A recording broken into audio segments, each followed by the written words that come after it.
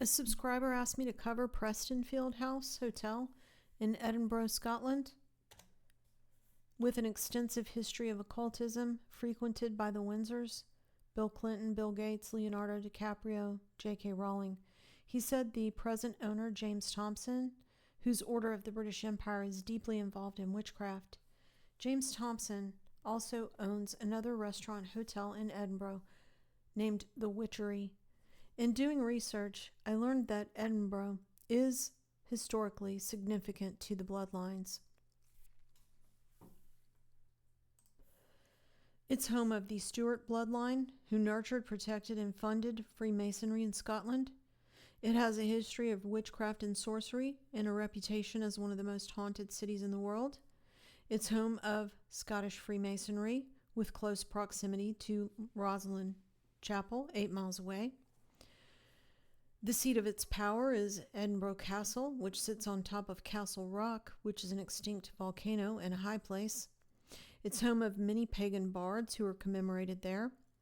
Edinburgh is the inspiration for Harry Potter, the world's most famous wizard.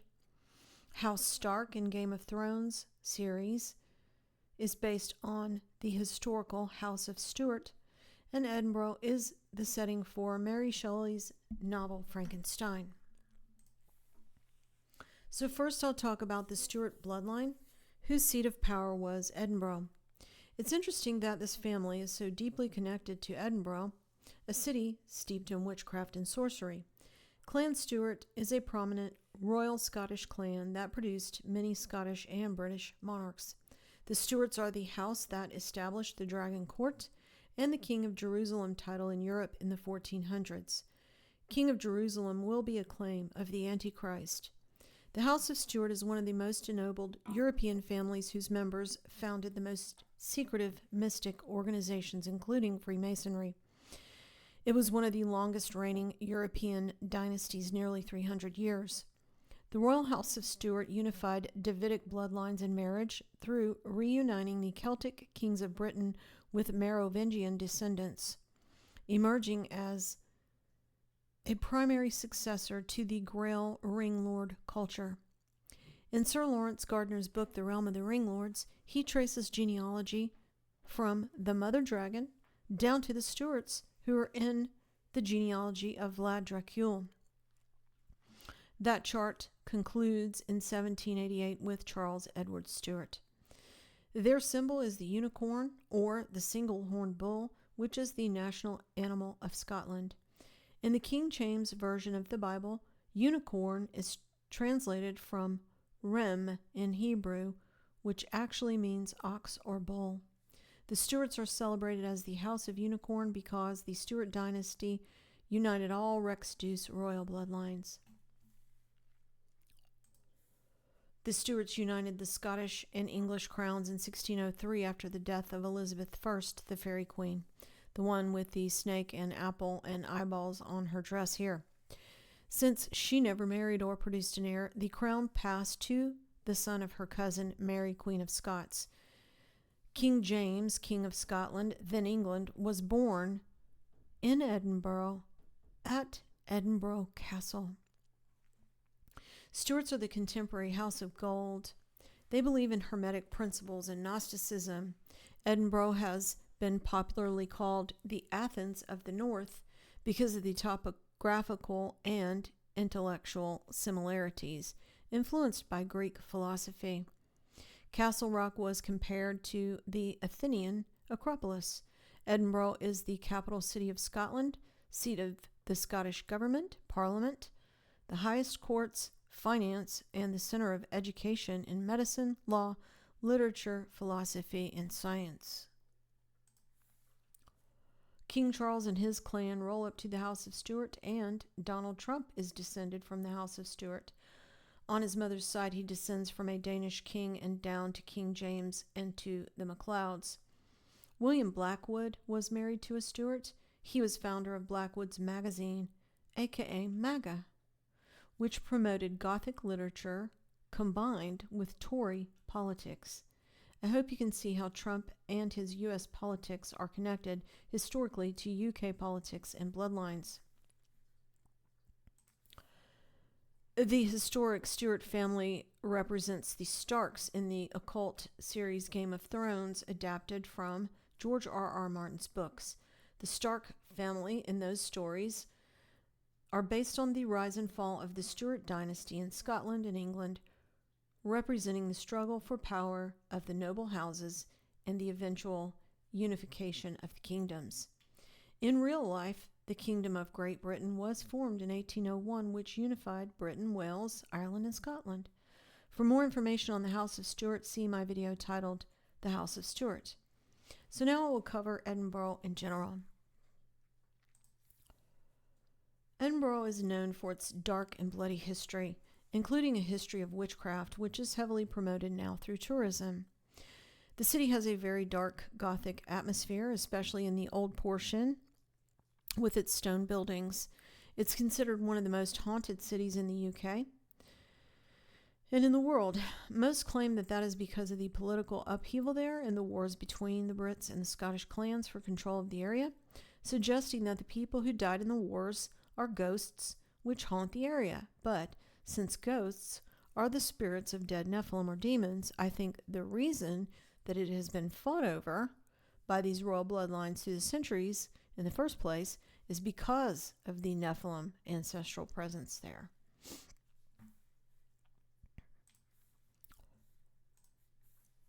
The area was formerly referred to as Northumbria, which also included northern England. Northumbria is where the whalebone box Frank's casket was found, with the runic inscription about the flood and the Terror King that got washed ashore on the whalebone. The city was home to Brittonic Celtic tribes. The Latin word Scoti originally referred to the Celts. In the early Middle Ages, the kingdom and its inhabitants were called God Odin. Elites believe in the manifestation of their Nephilim ancestors to maintain earthly power, but they call it mythology. Odin is a Norse god from Proto-Indo-European mythology. Think Valhalla and Asgard. Odin was also the god of the founder of London, the son of a woodlord, a druid. Another powerful Scottish clan, the Sinclairs, say they descend back to the god Thor, son of Odin. Why God Odin is a medieval Welsh heroic poem about the demigod heroes of the Brittonic kingdom of God Odin, including King Arthur.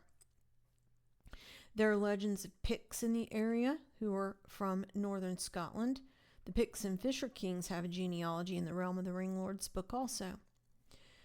The district of Eden was centered on the stronghold located at Castle Rock, next to Arthur's seat.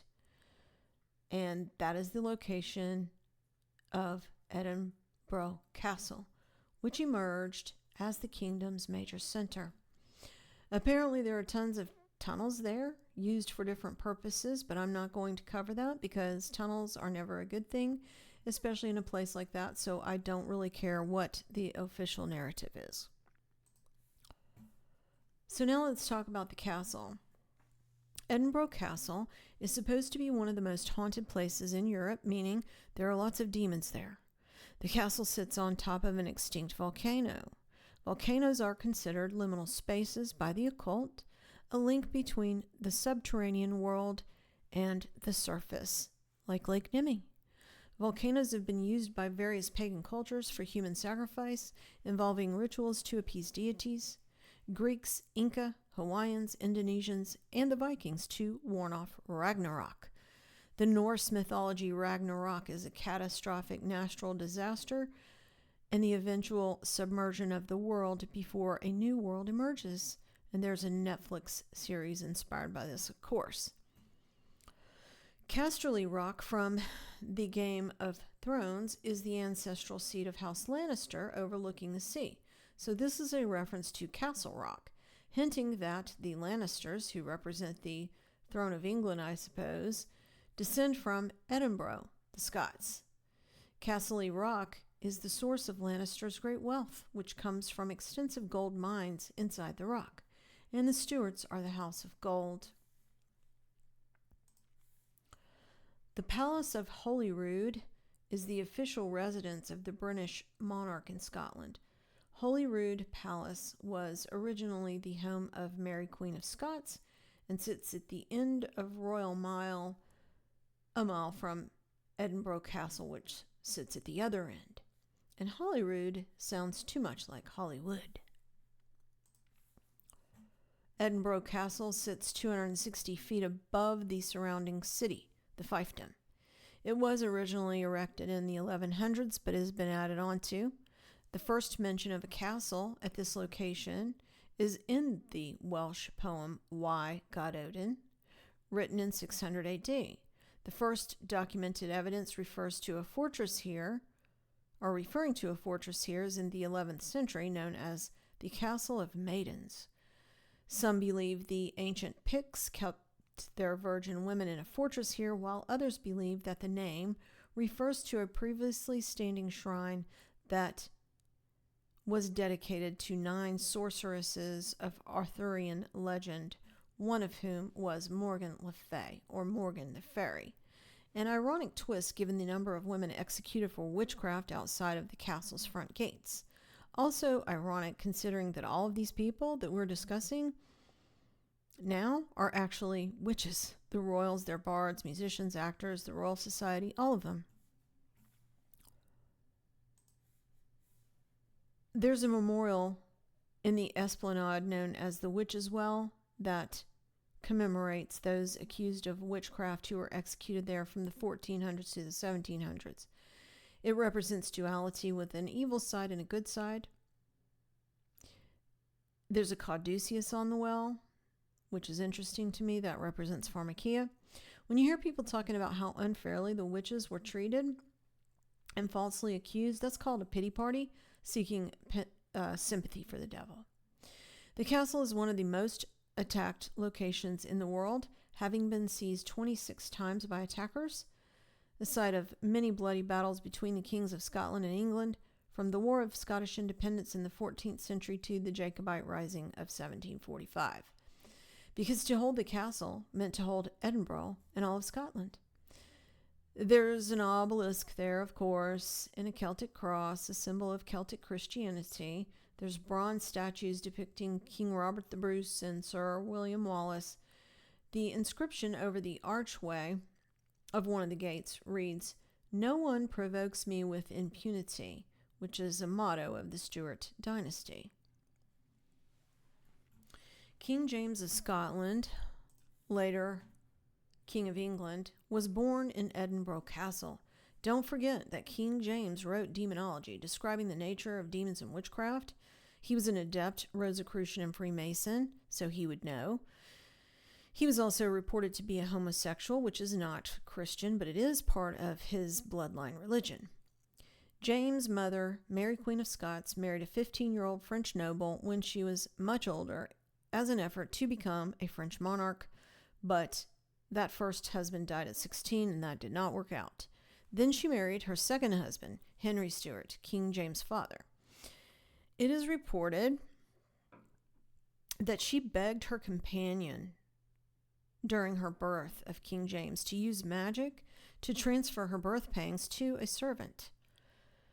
She was implicated in the plot to murder Henry Stuart, her husband, and shortly after married the Earl of Bothwell, who was the prime suspect in the murder, which fueled public suspicion and led her to being imprisoned and forced to abdicate the throne to her son, James, who then became the King of Scotland.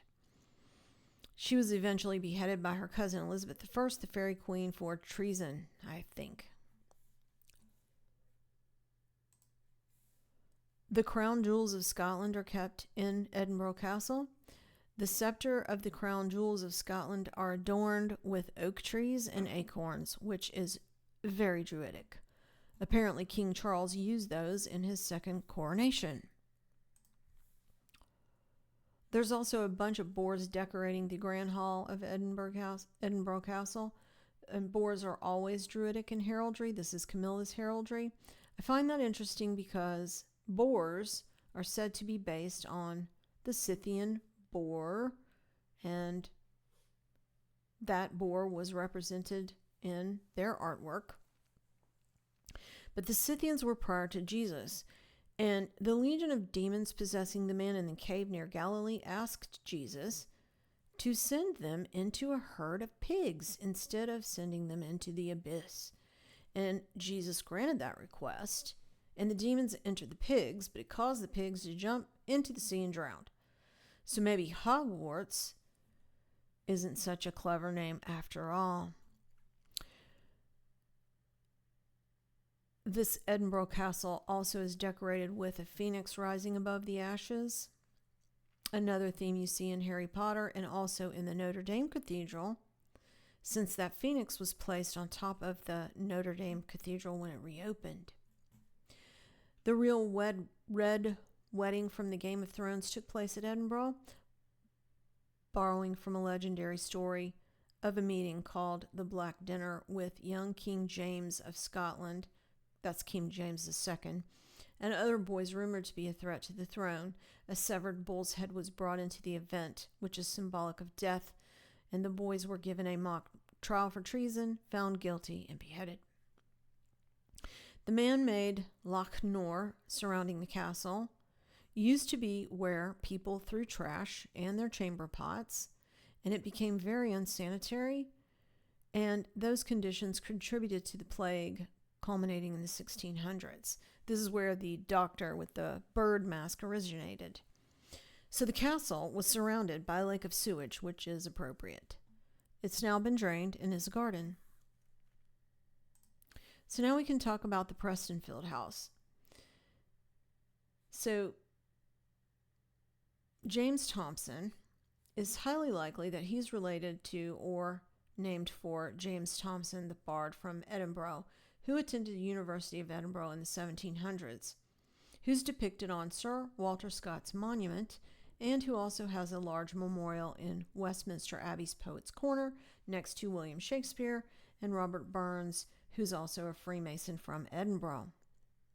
But this James Thompson, the restaurant hotel owner, is also a witch who owns Prestonfield House and the Witchery in Edinburgh.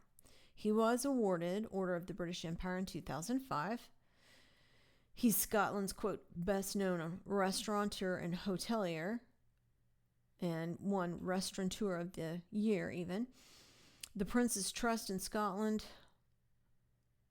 is something he sits on the council of.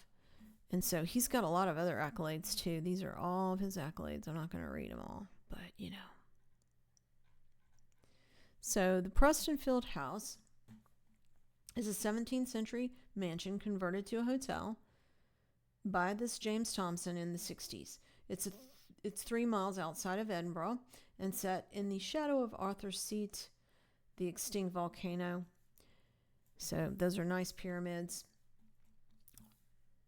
This is a view of it from the Holyrood House or Palace, which is where the British monarchy stays. But they also stay here. They also stay at this hotel, Prestonfield House. Originally, the site was known as Priestfield, and the site was once a wealthy monastery founded in 1150 by Henry, Earl of Northumbria. The house was built on the estate. The actual house was built on the estate around 1510 by Walter Chapman,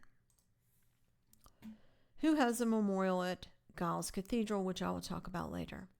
Then after that, it was purchased by a lord and then some other baronets, a family called the Dicks, which were also knights, and they hired Sir William Bruce to design that new building in the 1600s. Sir William Bruce also designed the Holyrood Palace. The Bruces were a well-connected Anglican family, so they were Druids, which is likely what they mean by Priestfield. Clan Bruce was a royal house in the 14th century, producing 2 kings of Scotland, Robert the Bruce and David II. Robert II, King of the Scots in the 1300s, was son of Walter Stewart and Marjorie, the daughter of King Robert the Bruce, who was the first monarch of the House of Stuart. So there's no way they would pick just anyone to run this hotel, of course. So James Thompson, Order of the British Empire, also owns the Witchery Restaurant, which is on the Royal Mile near Edinburgh Castle. The building was built in 1595 for a merchant and later purchased by John Boswell, who was Royal College of Physicians, who had a, quote, strange religion. It was later used as an office and rectory for the Church of Scotland. The 8-bedroom suites are furnished in a Gothic style. Someone posted a video of their room, which had an enormous bust of Queen Victoria, and God only knows what else is in the other rooms. It's said to be haunted by one of the 1,000 people who were burned for witchcraft on Castle Hill in the 15th and 16th centuries. And I wonder what percentage of people stay here thinking it's just a quirky Gothic place to stay in Edinburgh, the birthplace of Harry Potter, the world's most famous wizard. Edinburgh was the inspiration for Harry Potter, the world's most famous wizard and hero of J.K. Rowling's stories. I'm probably stating the obvious, but those books promote everything the Bible warns against and to children: witchcraft and sorcery. And Edinburgh claims that Harry Potter fame with pride. They have tourist shops and museums and cafes that they claim to be where J.K. Rowling wrote the books. J.K. Rowling attended the University of Edinburgh, and it is where she was inspired to write the stories, they say, sitting in cafes where she had family connections, and they say she was a poor college student. But she graduated from the University of Edinburgh, and the University of Edinburgh is by royal charter from King James in 1582. And don't forget that the Royal Academies were established as the last of the sorcerers and the first of the scientists. University of Edinburgh is the 6th oldest university in the English-speaking world, playing a crucial role in Edinburgh becoming an intellectual center, contributing to the city being nicknamed the Athens of the North. Alumni include Alexander Graham Bell, Charles Darwin, Sir Arthur Conan Doyle, Sir Walter Scott, and Robert Louis Stevenson. The university has produced several heads of state and government, including 3 British prime ministers. Many of the characters' names in the Harry Potter books were taken from the gravestones at this Grey Friars Kirk. Kirk is Scotch for church, and it's an ancient Franciscan friary founded in 1562 as a graveyard for St. Giles Cathedral. And St. Giles is the High Church of Scotland, located on the Royal Mile. It's referred to as the Westminster Abbey of Scotland because it's Druidic, just like the Anglican Church. The cathedral was originally Catholic, then it became supposedly Protestant, but a group called the Covenanters, in opposition to the Anglican Church, were executed in 1666 in Edinburgh. But this is St. Giles, and he was the patron saint of lepers. And he's who the cathedral is named for. He's presented here with a goat on top of the cathedral. St. Giles is where members of the Order of the Thistle are installed, and it's visited twice a year for this ceremony by the British monarchy. In the Harry Potter movies, the magical wizard chess pieces were sorcerers based on the actual Norse set of chess pieces from a 12th century collection discovered on the Isle of Lewis in Scotland and served as inspiration for wizard's chess in the films. They were carved in Norway and heavily influenced by Norse culture, with figures like berserkers. I've referenced Oxford and Cambridge University before as Hogwarts, which isn't far off because the real-life Christ Church College at Oxford University was a major inspiration for the design of the Great Hall in the movies and used for some of the movie scenes. And many witches did come out of those universities, Oxford and Cambridge. But speaking of the Edinburgh Castle, J.K. Rowling is quoted to say, "I've come to live in the shadow of what could be a lot like Hogwarts, a huge castle of rambling buildings and battlements, and is supported by magic." So it's speculated that she's referring to Edinburgh Castle. So is she disclosing that the royalty there were witches and wizards?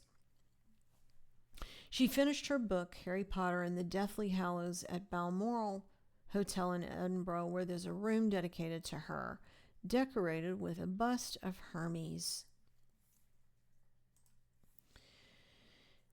Edinburgh has been acknowledged as the City of Literature by UNESCO, and there are other literary people associated with Edinburgh and honored via memorials, etc. So you have Robert Louis Stevenson,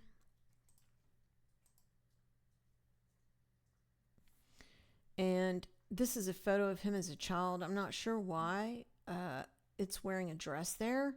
He wrote Dr. Jekyll and Mr. Hyde, which was based on the historical Deacon Brodie, who was also a Freemason. And Robert Louis Stevenson, was also a Scottish Freemason. That character's day personality was an upstanding citizen, a deacon of guild trades in Edinburgh in the 1700s, but by night he was a criminal. And that seems to be coded language used to describe the dual nature of the Freemasons.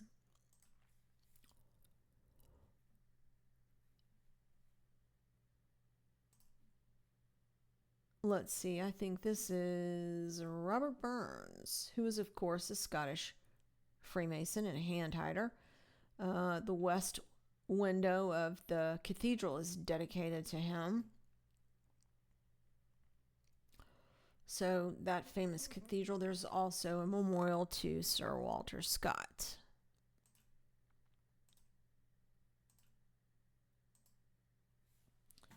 To Sir Walter Scott in front of the church. So I've covered him before, but Sir Walter Scott was first Baronet and Scottish poet, novelist, and historian, so a bard, a Freemason, descended from the ancient Scottish border clan Scott. This is his coat of arms. It's got a mermaid and a giant and a queen of heaven at the top holding the sun and moon. At the top in Latin it says, or translates to, Phoebe will repair her horns. Phoebe means light, bright, or shining. Phoebe is a Titan goddess of intellect and prophecy associated with the oracle at Delphi. Among his other pagan writings and poems, Sir Walter Scott published the ancient story of Sir Thomas the Rhymer, alive in the 1200s, a Scottish bard and reputed prophet, Thomas the Rhymer. The legend of Thomas the Rhymer is that he descends into the underworld to take residence with the Queen of Elfland, a fairy queen mother goddess of the underworld, to receive supernatural knowledge of future events, so that is divination. Some prophecies attributed to Thomas are the death of Alexander III in 1286, the succession of Robert the Bruce to the throne of Scotland, and the rule of Britain by Scottish King James, which happened in 1603. This is his monument in Edinburgh. A Gothic arch, which is over 200 feet tall and towers above all other structures in Edinburgh. Remember I said that bards were held in high regard, even higher than kings in some cases. Everyone has heard of Shakespeare. He was a bard. Most of the actors and actresses that get anywhere are trained in Shakespearean theater. But most people aren't aware that Shakespearean plays are about Nephilim, their descendants, and paganism. But it is, and it's hidden in plain sight. Just like the story republished by Sir Walter Scott of Thomas the Rhymer. That's the craft. Thanks for listening.